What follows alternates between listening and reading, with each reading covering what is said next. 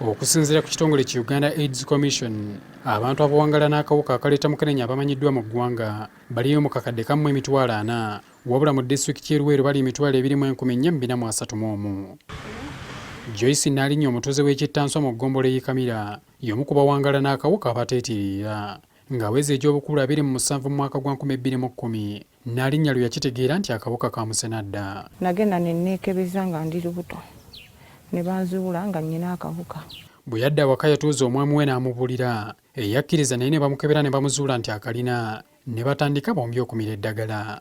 Bano basobodde okuzaala abaana 4 kyokka nga bonna tukuli alina akawuka. Ffenna nze ne bwe mba ng'otulo tuntutte ng'essaawa zituuse 12:06 aŋŋamba maama Saara situka, essaawa zituuse ez'okumira ki eddagala. Ne Jenino Olombi omutuuze w'endaggabwe ya mu ggombolola y'e Luweero yazuulibwamu akawuka ka mukenenya mu mwaka gwa 2012. Olombi yali atutte mwana we ku ddwaliro gye yasanga omusawo yali aliisa enjiri y'okwekebeza n'agikkiriza. Bwe bamuzuula nga akalina teyalonzalonza okuggyako okutandikirawo eddagala.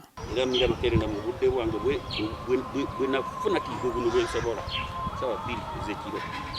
Soosa era siikola nsobi yonna, nkola mirimu gyange mirungi nnyo.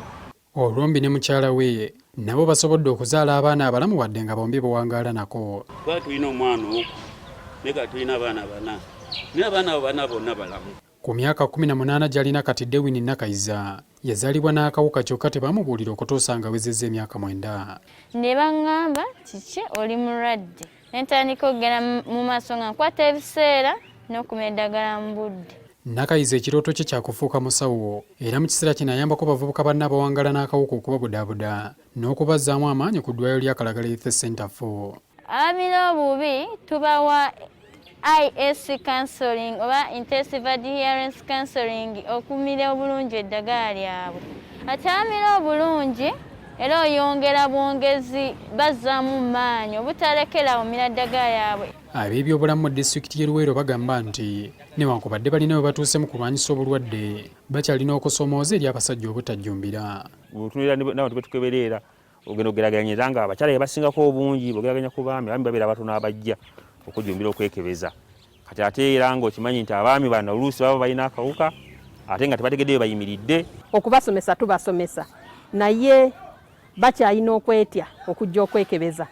Ate n'abo abazze okwekebeza bakyalina okutya abantu bategeera nti balina akawuka. Tujja kufuba nga bwe tusobola okulaba nti ntujja okusomoozebwa kwonna kwonna okusobola okulemesa omuntu yenna okufuna treatment. Twagala muntu alemesebwe kufuna ddagala olw'okuba nti mulema, olw'okuba nti muto, olw'okuba nti mukulu, olw'okuba nti wa ddiini gundi, olw'okuba nti wa ggwanga bwe liti. Kawefube w'eggwanga waakulaba ng'omwaka gwa 2023 wegutuukira nga ku buli bantu 10 abalina akawuka ka mukenenya 95 ku bo bamanyi we bayimiridde. Mu disitulikiti y'e Luweero ku buli bantu 10 abakebebwa akawuka ka mukenenya 6 basangibwa bakalina. Mu bitundu mwekasinga okwegirisiza kuliko tawuni kansu y'e Luweero w'obulenzi ne Bombo n'amagombolola okuli Kamira ne Zirobwe.